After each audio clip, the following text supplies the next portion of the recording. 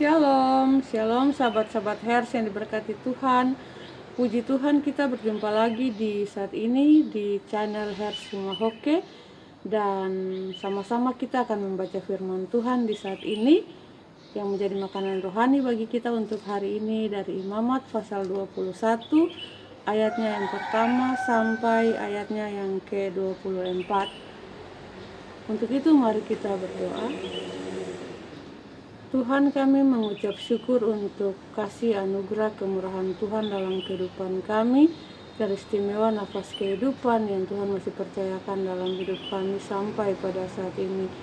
Kami mohon urapi kami dengan kuasa Roh Kudus sehingga kami selalu hidup pada jalan Tuhan. Dan di pagi ini kami dapat mengerti firman yang akan kami baca. Kami percaya firman dan kami menjadi pelaku firman dalam kehidupan kami sehari-hari, untuk puji dan hormat bagi nama Tuhan di tengah-tengah dunia ini. Dalam nama Yesus Kristus firman yang hidup Tuhan dan Juru Selamat kami berdoa. Haleluya. Amin. Imamat pasal 21 ayatnya yang pertama sampai ayatnya yang ke-24 yang berbunyi demikian. Kudusnya para imam. Tuhan berfirman kepada Musa, "Berbicaralah kepada para imam, anak-anak Harun, dan katakan kepada mereka, seorang imam janganlah menajiskan diri dengan orang mati di antara orang-orang sebangsanya, kecuali kalau yang mati itu adalah kerabatnya yang terdekat, yakni ibunya, ayahnya, anaknya laki-laki atau perempuan, saudaranya laki-laki, saudara perempuan yang masih perawan dan dekat kepadanya karena belum mempunyai suami. Dengan mereka itu bolehlah ia menajiskan diri. Sebagai suami janganlah ia menajiskan diri di antara orang-orang sebangsanya, dan dengan demikian melanggar kekudusannya. Janganlah mereka menggundul sebagian kepalanya, dan janganlah mereka mencukur tepi janggutnya, dan janganlah mereka menggoresi kulit tubuhnya. Mereka itu harus kudus bagi Allahnya, dan janganlah mereka melanggar kekudusan nama Allahnya, karena merekalah yang mempersembahkan segala korban api-apian Tuhan, santapan Allah mereka, dan karena itu haruslah mereka kudus. Janganlah mereka mengambil seorang perempuan sundal, atau perempuan yang sudah dirusak kesuciannya, atau seorang perempuan yang telah diceraikan oleh suaminya, karena imam itu kudus bagi Allahnya. Dan kamu harus menganggap dia kudus, karena dialah yang mempersembahkan santapan Allahmu. Ia harus kudus bagimu, sebab aku, Tuhan yang menguduskan kamu, adalah kudus.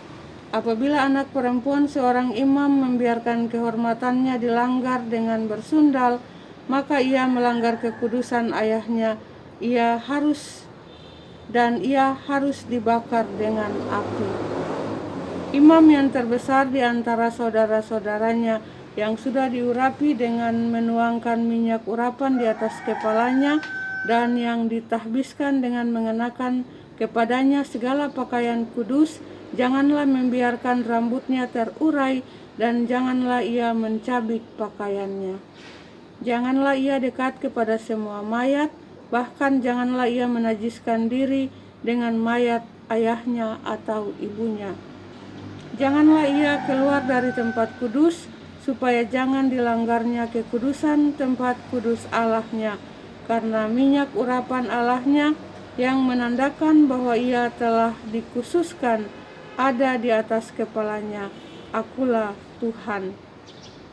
Ia harus mengambil seorang perempuan yang masih perawan, seorang janda atau perempuan yang telah diceraikan atau yang dirusak kesuciannya, atau perempuan sundal, janganlah diambil, melainkan harus seorang perawan dari antara orang-orang sebangsanya, supaya jangan ia melanggar kekudusan keturunannya di antara orang-orang sebangsanya, sebab akulah Tuhan yang menguduskan dia.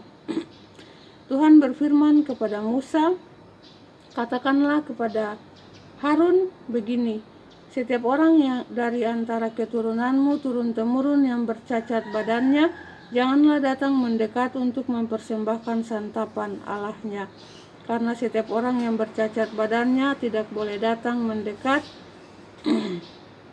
Orang buta, orang timpang, orang yang bercacat mukanya, orang yang terlalu panjang anggotanya, orang yang patah kakinya atau tangannya, orang yang berbongkol atau yang kerdil badannya, atau yang bular matanya, orang yang berkedal atau berkurap, atau yang rusak buah pelirnya. Setiap orang dari keturunan Imam Harun yang bercacat badannya, janganlah datang untuk mempersembahkan segala korban api-apian Tuhan, karena badannya bercacat. Janganlah ia datang dekat untuk mempersembahkan santapan Allahnya. Mengenai santapan Allahnya, baik persembahan-persembahan maha kudus maupun persembahan-persembahan kudus boleh dimakannya. Hanya janganlah ia datang sampai ke tabir, dan janganlah ia datang ke mesbah, karena badannya bercacat, supaya jangan dilanggarnya kekudusan seluruh tempat kudusku, sebab akulah Tuhan yang menguduskan mereka. Demikianlah Musa menyampaikan firman itu kepada Harun serta anak-anaknya dan kepada semua orang Israel. Sampai sekian jauh pasal pembacaan firman Tuhan kita di saat ini, yang menjadi makanan rohani bagi kita untuk hari ini.